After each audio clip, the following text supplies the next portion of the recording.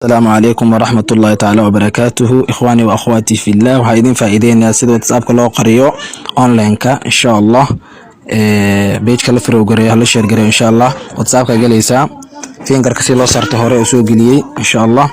وهتجيسا سد حديد دي لموضة تجيسا deetana waxaa ka dooranaysaa settingi meesha qoran tahay hadana waxaa ka dooranaysaa account meesha qoran tahay hadana waxaa ka dooranaysaa privacy meesha qoran tahay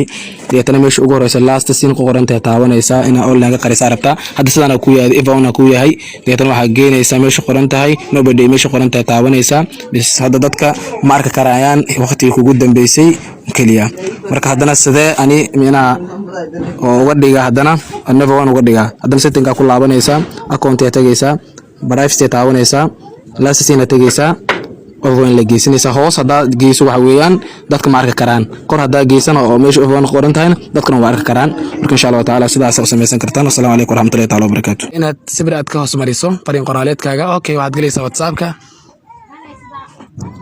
deetana waxa ka dooranaysaa saddexdii diilimood